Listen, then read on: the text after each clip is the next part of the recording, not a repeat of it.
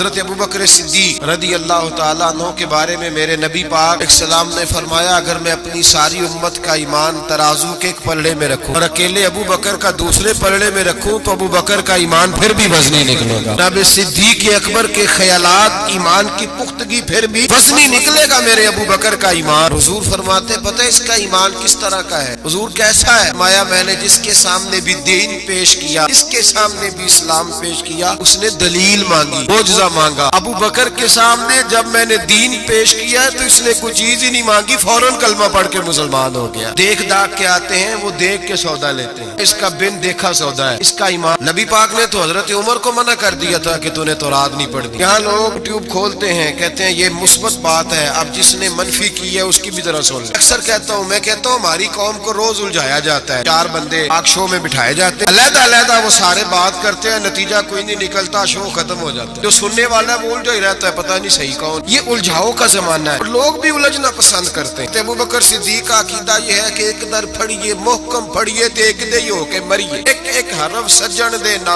دا سانو دس دا وانگ قرآن، سورت یار دی ویندے رہنا سب عملاں دی جان ہے، ہر دم یاد سجن وچ رہنا ساڈا اے ہوئی ورد گیان ہے، سجنا ساڈا دین کی پوچھنا ساڈا اے ہوئی دین ایمان ہے۔ حضرت سری سختی رحمت اللہ علیہ بیٹھے تھے درخت کے نیچے، بڑے سیانے ہوتے ہیں۔ حضرت سری سختی درخت کے نیچے بیٹھ گئے تو درخت نے نصیحت کر دی، کہنے لگا بابا میری طرح کا بن۔ میں کس طرح کا؟ کہنے لگا میں خود دھوپ میں رہتا ہوں، دوسروں کو چھاؤں فراہم کر، لوگ مجھے پتھر مارتے ہیں میں انہیں پھل دیتا ہوں۔ آپ فرمانے لگے ٹھیک ہے بھائی یہ تو تیری بات صحیح ہے، پر تیری اخیر اچھی نہیں ہے، تو بڑا اچھا، ناراض نہ ہونا بزرگ ہے نا۔ کہنے لگے ناراض نہ ہو جانا، بات تیری ٹھیک ہے، اگر تو اتنا ہی اچھا ہے تو پھر جب تو خشک ہو جائے تو تجھے جلا ہی دیا جاتا ہے، تیرا آخر جل جانا ہے۔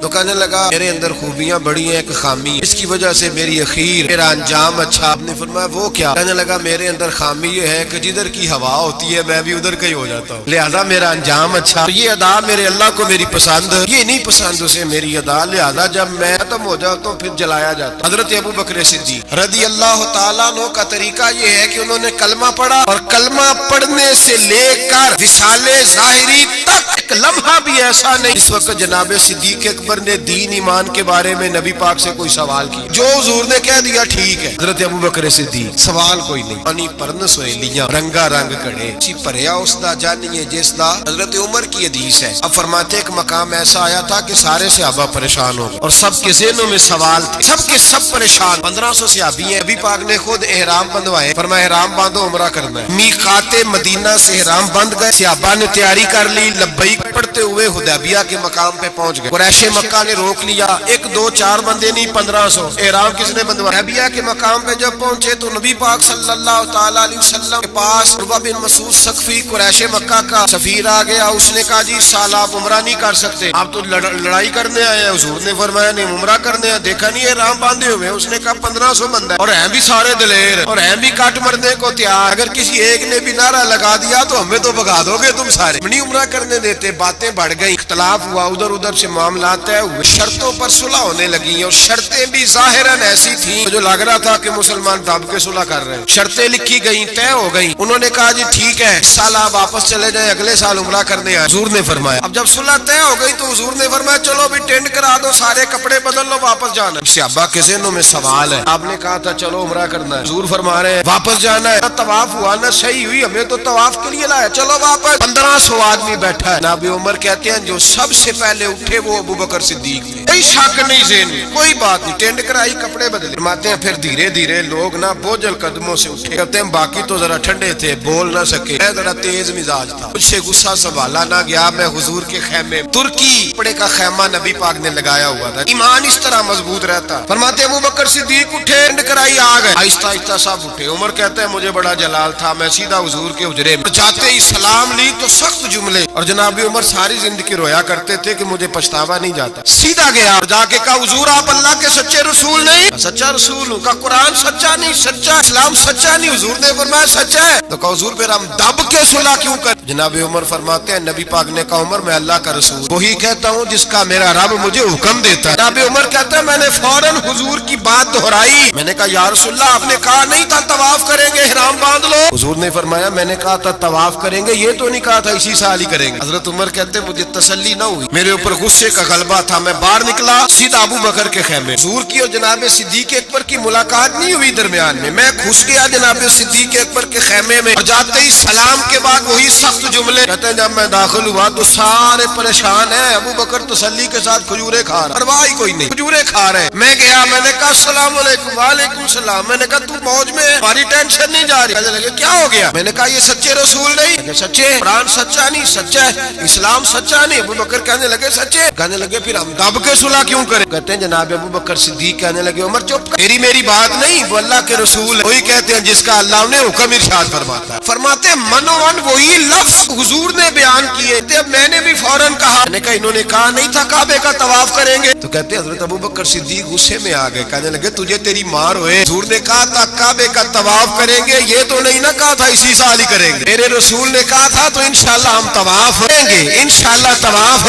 کریں گے, لیکن یہ تھوڑی کہا تھا کہ اسی سال ہی کریں گے. جناب سیدنا عمر فرماتے ہیں میں خیمے سے نکل آیا, آ کے بیٹھا, وضو کیا, غصہ ٹھنڈا ہوا. تو میں نے کہا عمر یہ کیا بات ہوئی یار؟ وہی لفظ ابو بکر کہتے ہیں جو رسول پاک نے بیان فرمائے, وہی انداز جناب صدیق اکبر کا ہے جو نبی پاک کا ہے. فرماتے ہیں پھر میری آنکھوں میں آنسو آئے, اور میں نے کہا عمر تو نے عمل میں کیا آگے گزرنا ہے؟ ابو بکر کا تو ایمان ہی تجھ سے بڑا مضبوط, ایمان ہی بڑا مضبوط. ایک سوال نہیں کبھی نبی پاک سے پوچھا. اب صدیق اکبر نے ہمیں سمجھایا مان لو نا, پھر سوالات نہ کیا کرو, سیدھی توجہ اپنے اللہ اور اس کے رسول کی طرف رکھو. انداز کیا ہے دور کے لیے, انداز کیا ہے جناب صدیق اکبر؟ نبی رحمت سید عالم نور مجسم صلی اللہ علیہ وسلم کی جہاں رضا ہوتی ہے نا, وہاں جناب صدیق اکبر عقل دوڑاتے ہی نہیں. اقبال نے کہا بے خطر کود پڑا آتش نمرود میں, عشق عقل تھی محو تماشائے لبے بام ابھی. کہنے لگے پختہ ہوتی ہے اگر مصلحت اندیش ہو عقل, اور عشق ہو مصلحت اندیش تو ہے خام ابھی, ابھی کچا ہے اگر سوچ سمجھ کے چل. جناب صدیق اکبر منٹ نہیں لگاتے تھے. حضور نے کہا یہ جگہ خریدنی مسجد نبوی کی. جناب صدیق اکبر دوڑے گئے, بچوں سے بات کی, جا کے ان بچوں سے بات کی جن کی زمین. اب یہ تو ہر کتاب میں پڑھیں گے کہ خرید لی, یہ کہیں نہیں پڑھیں گے کہ سودا کیا. سودا نہیں کیا, تاجر سودا کرتا ہے, بات کرتا ہے, گفتگو کرتا ہے. نبی پاک نے بھی حکم دی کہ تم بات کر سکتے, سودا خریدتے وقت بحث کر سکتے, اجازت ہے. لیکن یہاں حضرت ابو بکر صدیق نے کوئی بحث, کوئی سودا, کوئی گنجائش. حضور نے کہا خریدنی ہے, لہذا خرید کے آ گئے. نبی پاک نے فرمایا بلال حبشی کو خریدنا ہے, جا کے بات کی یا بن خلف سے غلام بیچ دو. عقیدہ دیکھیں, غلام بیچ دو. اس نے کہا کالا کلوٹا ہے, لکھنا پڑھنا نہیں آتا, کام کرنا کوئی نہیں آتا, تو مجھے کیا دے گا؟ آپ فرمانے لگے میرے پاس غلام ہے, رنگ بھی گورا ہے, پڑھا لکھا بھی بڑا ہے, اور سیانہ بھی بڑا ہے, میرا سارا کاروبار یہ سنبھالتا تھا, میرا منشی ہے, یہ رکھ لے اور بلال دے دے. بھیا کہتا میں نے چیک کرنے کے لیے ابو بکر سے کہا کہ اگر میں 10,000 دینار ساتھ مانگوں. جناب صدیق اکبر کہنے لگے کوئی حرج نہیں, وہ بھی مل جائیں گے. حرج ہی کوئی نہیں, مل جائیں گے. یا بن خلف کہتا میں نے کہا ابو بکر تو کوئی نادان آدمی تو نہیں, تاجر ہے, ساری زندگی منڈی میں بیت گئی, سودا کس طرح کا کر؟ بلال تو اپنا نام نہیں رکھ سکتا, بلال تو کوئی کام نہیں کر سکتا, ڈھبسلی کے رنگ بھی کالا ہے, کچھ پڑھا لکھا بھی نہیں, اور تیرا وہ جو سارا تیرا خدمت کرتا ہے, تیرا سارا کاروبار چلاتا ہے, جو تیرے پاس ہر قسم کی سہولت دیتا ہے, وہ شخص دے کے اور پیسے دے کے لے رہا, سمجھ نہیں آ رہی. جناب سیدنا ابو بکر صدیق کہنے لگے تجھے آ بھی نہیں سکتی, اس لیے کہ تو بے ایمان ہے اور میں محمد عربی کا نوکر, اس لیے کہ جہاں میں کھڑا ہوں تو بھی ابھی تجھے اس ذائقے کا بھی پتہ ہی نہیں, مجھے وہ لذت نہیں, محبت کو سمجھنا ہے. ناسے خود محبت کار کنارے سے کبھی انداز آئے طوفان نہیں ہوتا. 10,000 دینار دیا, جناب بلال حبشی کو خریدا. حضرت سیدنا بلال حبشی کہنے لگے ابو بکر مجھے خرید کے تجھے کیا ملے گا, کوئی سیانا بندہ خریدتا نفع بھی آتا. جناب ابو بکر رو پڑے, کہنے لگے بلال نہ مجھے تجھ سے غرض ہے نہ کسی اور سے, مجھے تو اتنا پتا ہے میرے رسول تجھے پسند کرتے, میرے نبی, مجھے کیا غرض کسی اور چیز سے, حضور کی تو پسند. لگا جدوں بازار ازل دا دلوں کی چوراں وانگ سدھائے, کسی نے لوٹ لئی حسن جوانی, انہیں ہاسے چولی پائے, کسی نے خریدے علم دی دولت, میر فقیر بن آئے, اعظم ویگ جہالت ساڈی, عشق خرید لے آئے. جناب صدیق اکبر نے ایمان عقیدہ کڑا رکھا, مضبوط رکھا.